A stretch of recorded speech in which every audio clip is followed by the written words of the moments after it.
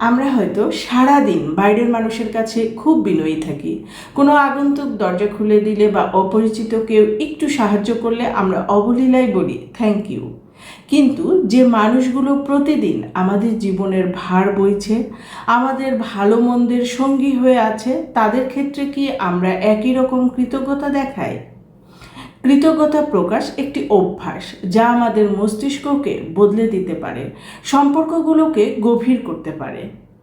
আমাদের জীবনের একটা অদ্ভুত প্যাটার্ন আছে। আমরা সব সময় হিসেব করি আমরা কি পাইনি।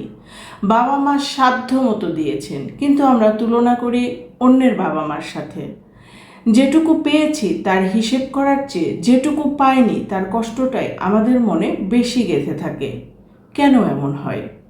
মনোবিজ্ঞানের ভাষায় এর দুটো কারণ আছে। প্রথমটি হলো আমাদের মস্তিষ্কের নেগেটিভ বায়াস। আমাদের আদিম মস্তিষ্ক বেঁচে থাকার তাগিদে বিপদের আশঙ্কা বা নেতিবাচক বিষয়গুলো দ্রুত খেয়াল করে। দ্বিতীয়টি হলো হেডোনিক অ্যাডাপ্টেশন। কোনো নতুন কিছু পাওয়ার পর বা কারো ভালোবাসা পাওয়ার পর সময়ের সাথে সাথে তা আমাদের কাছে স্বাভাবিক বা ডিফল্ট মনে হতে থাকে। এক সময় যত্নটা আর বিশেষ কিছু মনে হয় না, বরং সেটা আমাদের অধিকার মনে হয়। এই অধিকার বোধ থেকেই জন্ম নেয় অভিযোগ। কেন এটা করলো না, কেন ওটা দিল না? ঠিক এখানটায় এসে প্রয়োজন হয় কৃতজ্ঞতার চর্চা।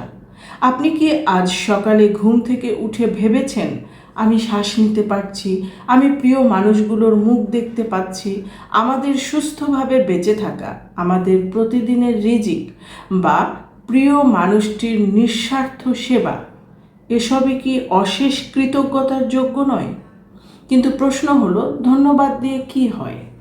কাউকে ধন্যবাদ দেওয়ার অর্থ হলো আমি তোমার কাজের মূল্য দিচ্ছি, আমি দেখেছি তুমি আমার জন্য কতটা চেষ্টা করেছো। যখন আপনি আপনার স্বামী বা স্ত্রীকে, বাবা বা মাকে বা সন্তানকে ধন্যবাদ জানান, তখন তারা অনুভব করে যে তাদের অস্তিত্ব আপনার কাছে মূল্যহীন নয়। এটি সম্পর্কে এক ধরনের স্বীকৃতি তৈরি করে। কৃতজ্ঞতা মানে এই নয় যে জীবনে কোনো দুঃখ থাকবে না বা আপনার জীবন নিখুঁত হয়ে যাবে। কৃতজ্ঞতা থাকা মানে এটাও নয় যে জীবনে কোনো অভিযোগ থাকবে না, বরং কৃতজ্ঞতা হলো জীবনের প্রতিটি প্রতিকূলতার মাঝেও ছোট ছোট ভালো জিনিসগুলোকে খুঁজে বের করার একটি লেন্স। অভিযোগের ভিড়েও ভালো কিছুকে খুঁজে দেখার সচেতন অভ্যাস। এটি মস্তিষ্ককে নেতিবাচকতার জঞ্জাল থেকে সরিয়ে ইতিবাচকতার দিকে মনোনিবেশ করতে শেখায়।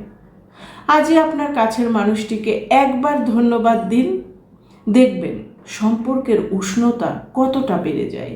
সেটা যে কোনো সম্পর্কই হোক না কেন। সেই সাথে ধন্যবাদ মানুষের জীবনের প্রতি ইতিবাচকতা বাড়ায়।